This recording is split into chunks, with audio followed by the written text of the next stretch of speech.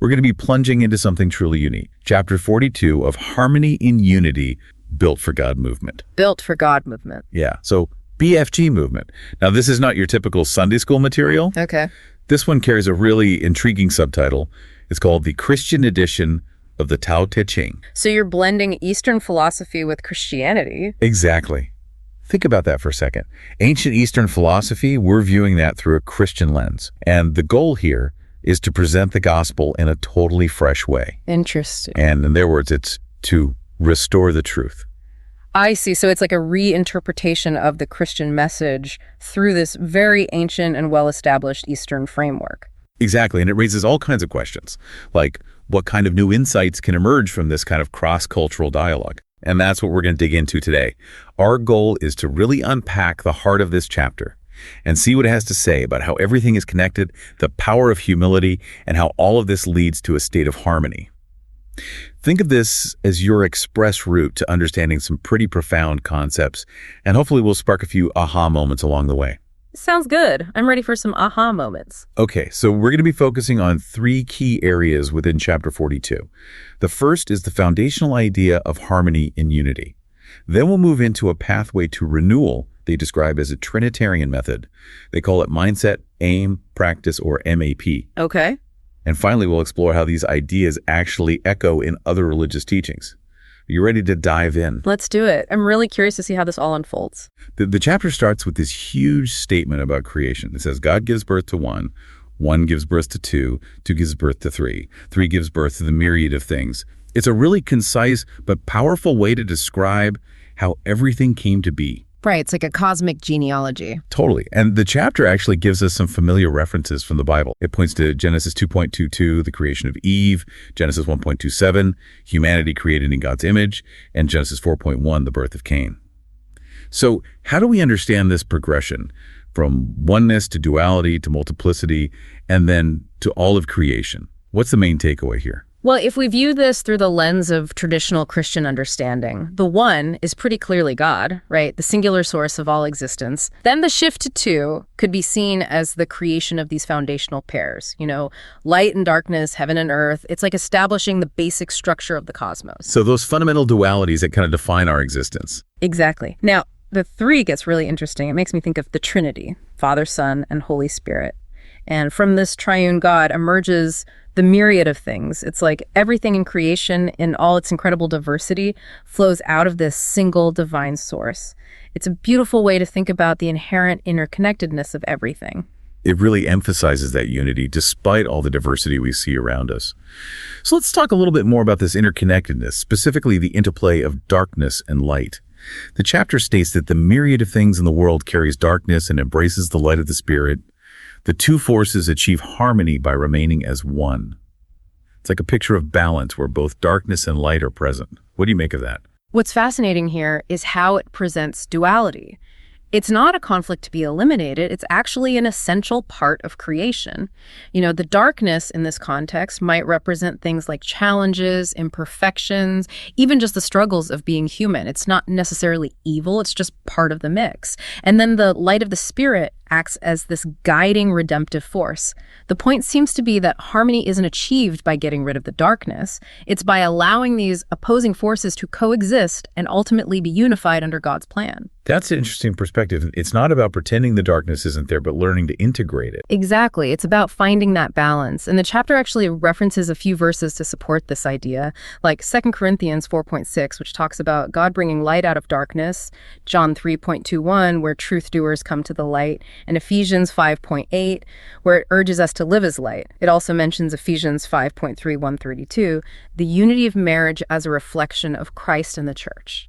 So it's weaving together this idea that true peace comes not from the absence of difficulty, but from how we navigate those difficulties while staying connected to the divine. Right. It's about finding that connection amidst the challenges. Now, shifting gears a little bit, the chapter also digs into the concept of humility. It says that the people hate to be helpless, small, and worthless, yet these are the very names that wise rulers call themselves. And that's a pretty stark contrast to how we often view leadership in our world. Where's the wisdom in that? It's a total paradox, isn't it? It flips everything on its head. Our culture tends to equate value with power, achievement, and self-promotion. But this passage suggests that real wisdom lies in recognizing our limitations and our dependence on something greater. It's like embracing those seemingly negative labels, helpless, small, worthless. It allows leaders to align themselves with a deeper truth. So it's about acknowledging that we're not the source of our own strength or worth. Exactly. And it actually connects back to the Bible. It references 1 Samuel 15:17, where Samuel reminds King Saul about his humility before he rose to power. It's this classic theme of God often working through those who are humble and unassuming. So the idea might be that true strength isn't about puffing yourself up. It's about acknowledging your need for something beyond yourself. It's a powerful message, especially in a world that often celebrates the opposite. And it leads right into this next idea. Truly, one gains by losing or one loses by gaining. This feels like a classic spiritual paradox. How do we make sense of that? It is a paradox, and it really challenges our conventional understanding of success, doesn't it? We're so focused on acquisition, on gaining more. But this chapter points to John 12:25, where Jesus talks about losing your life to save it. It's that idea that lasting gain isn't about clinging to possessions, status, or even control, but about surrendering to a higher purpose and focusing on spiritual growth. So maybe the key insight here is that sometimes letting go, what they call losing in a worldly sense, is actually the path to a deeper and more lasting fulfillment. It's complete reversal of the materialistic mindset and a powerful reminder that sometimes less is more. Now, before we move on from this harmony and unity section, the chapter makes a very clear statement about nonviolence. It says, "For all who draw the sword will die by the sword. This is a principle of my teaching." And it references Matthew 26:52, Jesus' words in the Garden of Gethsemane. It feels like a pretty strong stance. It is. There's no ambiguity there. It really underscores that central teaching of Jesus, rejecting violence as a solution. It emphasizes peace, forgiveness, and relying on God's spirit rather than physical force. And the lasting insight here is that violence just breeds more violence. True solutions come from peaceful means. It's about reconciliation and love. A challenging message, but an important one. Okay, so that gives us a solid foundation in the concept of harmony and unity. Now, the chapter transitions to what it calls renewal through a Trinitarian method. They call it mindset, aim, practice, or MAP. Okay, MAP, I like it. That's a good acronym. Right. Easy to remember. And it's explained that this framework is shaped by God's love, trust in the Son, and faith in the Holy Spirit. So let's start with mindset. The first point is to embrace God's order and creative power. And it references that God gives birth to one line, along with Genesis 1:13, the creation story. So what kind of mental shift is this encouraging for the listener? I think it's about moving away from seeing life as chaotic or random, and instead recognizing the intentionality and divine order behind it all. It's about acknowledging God as the ultimate creator and understanding that everything operates within his purpose. So for someone listening, it might mean approaching daily life with a sense of meaning, trusting in a bigger plan rather than feeling lost in the chaos. Right. It's like trading that feeling of randomness for a sense of guiding intelligence. Exactly. Now, the second mindset is to seek harmony between darkness and light, connecting back to what we talked about earlier and referencing John 1:5. The light shines in the darkness, and the darkness has not overcome it.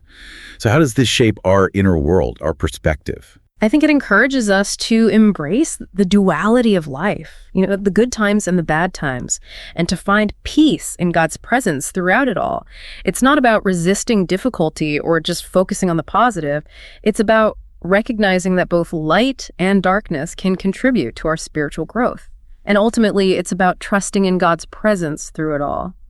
The takeaway for the listener could be that true equilibrium comes from acknowledging and integrating all parts of their experience, not just the parts they like. It's about holding both the joy and the sorrow, knowing God is present in both. The third mindset is to practice humility and servant leadership.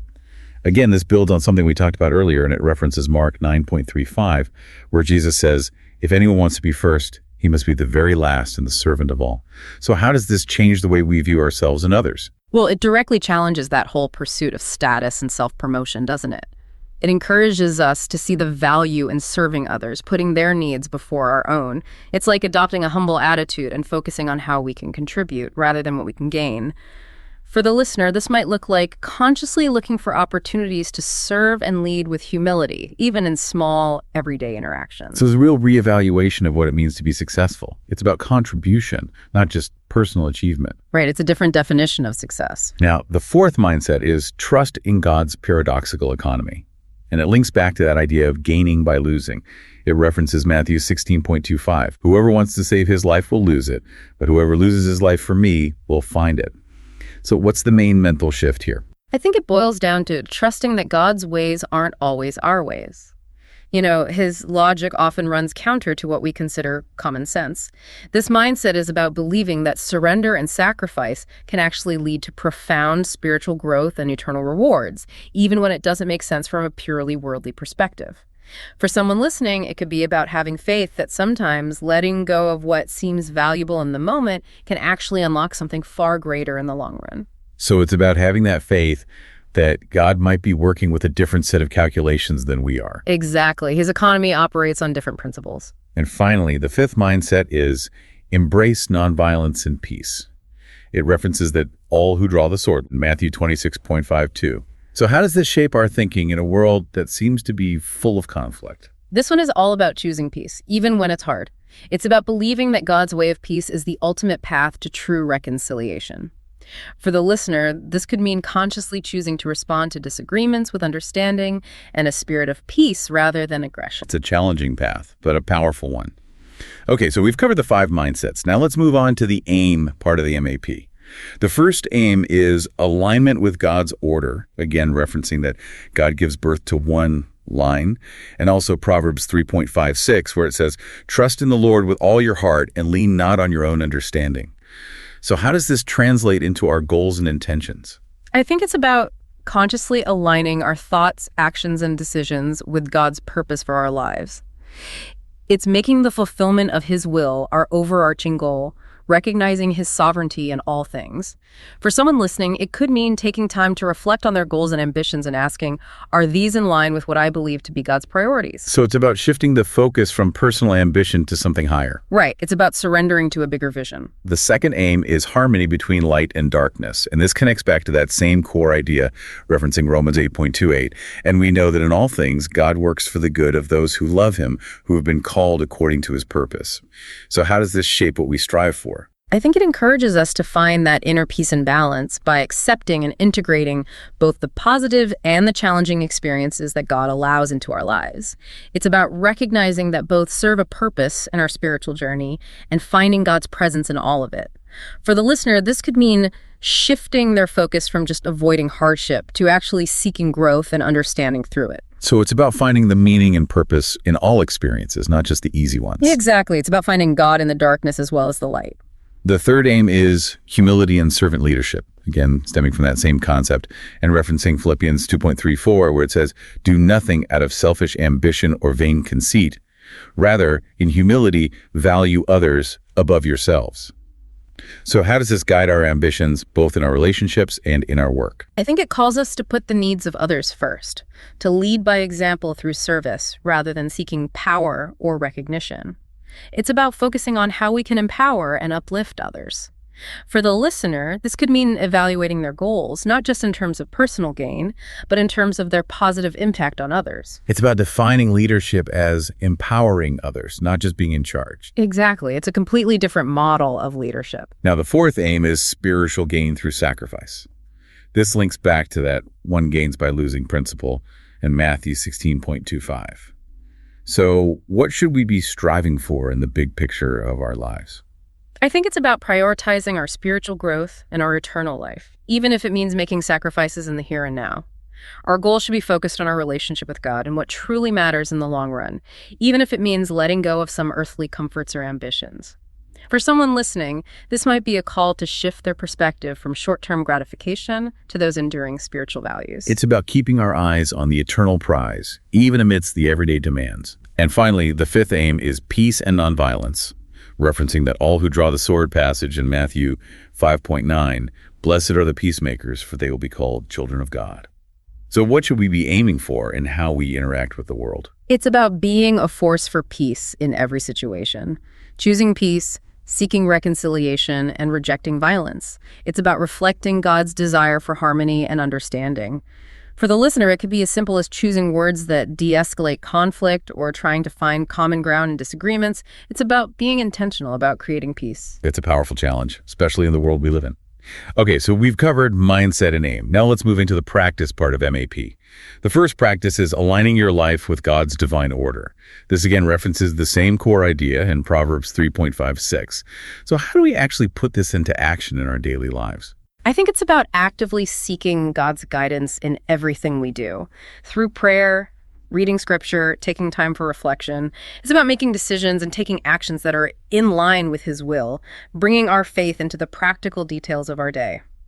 For someone listening, it might mean setting aside dedicated time for spiritual disciplines, or simply taking a moment before making a decision to consider God's perspective. So it's about making that conscious effort to live in alignment with that higher purpose. It's about weaving our faith into every aspect of our lives. The second practice is embracing both light and darkness for growth. Again, this goes back to that same idea, referencing Romans 8.28. How do we practically navigate both the good times and the bad times in a way that leads to growth? I think it's about seeing both the good and the bad as opportunities for spiritual development and a deeper connection with God. It's about intentionally seeking His presence and purpose in every situation, allowing those experiences, both positive and negative, to shape us and strengthen our faith. For someone listening, it might mean journaling about their experiences and taking time to reflect on what they're learning. So it's not about just focusing on the good times. It's about finding the lesson and the opportunity for growth in every situation. Exactly. It's about seeing the potential for transformation in every experience. The third practice is humility and servant leadership, stemming from that core concept and referencing Philippians 2.3-4. So how do we cultivate this servant's heart in our everyday interactions and responsibilities? I think it's about consciously putting the needs of others first, serving without expecting anything in return, and leading by example. For the listener, this might mean looking for practical ways to help others, whether it's at home, at work, or in their community. It's about actively looking for those opportunities to serve and to lead with a focus on others. Exactly. It's about making service a central part of who we are. Now, the fourth practice is selflessness and sacrifice for greater gain. This connects back to the one gains by losing principle and Matthew 16.25. So what does this look like practically in our everyday choices? I think it's about intentionally prioritizing God's will and the well-being of others, even when it requires us to give up something we want. It's about making choices that reflect our focus on eternal values and the needs of those around us, even when it's not easy or convenient. For someone listening, it could mean volunteering their time, being generous with their resources, or simply putting someone else's needs ahead of their own. So it's about actively choosing to prioritize others and trusting that the rewards go beyond what we can see or touch. Exactly. It's about trusting in a different kind of abundance. Now, the fifth and final practice is peaceful response and nonviolence, referencing all who draw the sword in Matthew 5.9. How do we actually make this a consistent part of our lives, especially when we feel provoked or hurt? This one is about consciously choosing to respond with peace and forgiveness, following Jesus' example.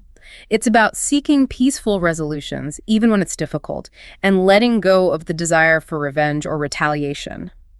For the listener, this might look like practicing active listening when there's a disagreement, trying to find common ground, and choosing words that de-escalate conflict. So it's about being intentional about choosing peace, even in the heat of the moment. Exactly. Now, as we wrap up our exploration of this chapter, it closes with a section called Respond. And this section highlights what it sees as shared truths across different cultural and religious boundaries. It emphasizes how this whole process of renewal empowers us to respond to holiness and share what we've learned with others, creating a space for meaningful dialogue. So let's look at the first theme, which is the divine order and source of all things. And it highlights parallels in Christianity, Islam, Hinduism, Buddhism, and Judaism, all pointing to a divine origin for everything. So what's significant about this shared idea for us today? What strikes me is how widespread this belief is across so many different traditions. The idea that there's a fundamental source from which all of existence flows. And I think it speaks to a deep interconnectedness of everything and everyone. Recognizing this shared origin can help us to move beyond our differences and cultivate a sense of unity and respect. For someone listening, it might spark a greater appreciation for the diversity of life and a sense of connection to humanity as a whole. It's like a reminder that we're all part of something much bigger than ourselves. Exactly. We're all connected at a fundamental level. Now, the next theme is embracing light and darkness for growth. Again, it points to parallels in all these major religions, acknowledging the essential role of both positive and challenging experiences in our spiritual development. So, what's the shared wisdom here? I think it's the recognition that both joy and suffering, success and failure, they're all part of the human experience, and they all contribute to our growth. Recognizing that challenges, just as much as blessings, can lead to deeper understanding, resilience, and compassion. It can help us to connect with each other on a deeper level. For the listener, it might be a source of comfort in difficult times, knowing that even those experiences can serve a purpose. It's about finding meaning and purpose in the whole spectrum of life, not just the happy parts. Exactly. It's about seeing the potential for growth in everything we experience. The third theme is humility and servant leadership, with a consistent emphasis across these different religions on the importance of serving others selflessly. So what's the practical message here? I think it's a reminder that true greatness lies not in power or self-importance, but in humility and service. It's a call to prioritize the well-being of others, to lead by example through our actions, and to value contribution over self-aggrandizement. For someone listening, it might be an invitation to look for ways to serve others in their everyday lives. It's about making service a central part of how we live. Exactly. It's about making it a priority, a way of life. Now, the fourth theme is selflessness and sacrifice. Again, with that parallel in the idea of gaining by losing. What's the unifying message here about finding true fulfillment? I think it's the understanding that true fulfillment often comes through selflessness and a willingness to sacrifice our own comfort or gain for something greater. It's about looking beyond our own needs and desires and putting the needs of others and our spiritual goals first. For someone listening, it might inspire acts of generosity or simply a recognition that sometimes giving is the most rewarding thing we can do. It's a reminder that sometimes the most fulfilling things in life come from giving, not getting. Exactly. It's a different kind of reward system. Now, the final theme is peace and nonviolence. And this one has a really strong presence across these diverse religious traditions. What's the enduring message here for our world? I think it speaks to a universal longing for peace and well-being. It's a powerful reminder that we all share that desire, regardless of our background or beliefs, and it provides common ground for working together to resolve conflicts peacefully and build a more harmonious world. For someone listening, it might be a call to be a peacemaker in their own sphere of influence, to look for ways to promote understanding and cooperation. It's a powerful reminder of the power of peace. Now, this whole response section concludes with a quote from St. Thomas Aquinas, and it says, "Truth cannot contradict truth." It feels like it's highlighting this idea that these shared principles point to something deeper, something unifying. It is. It's saying that even though different religions express their beliefs in different ways, there are fundamental truths that resonate across all of them. And it's an invitation to engage in dialogue and to find that common ground. So as we wrap up our deep dive into Chapter 42 of this Christian edition of the Tao Te Ching, we've explored some pretty profound concepts. Divine harmony, the power of humility, this practical pathway to personal renewal through the mindset, aim, practice framework. And it's fascinating to see how these ideas resonate with other world religions. It really feels like understanding these concepts and gives a deeper understanding of spirituality and ethics in general. I agree. And I think what's really powerful is this emphasis on looking for the common threads, the shared values that connect us. It's not just about understanding one text or one tradition, it's about appreciating the wisdom that runs through all of them.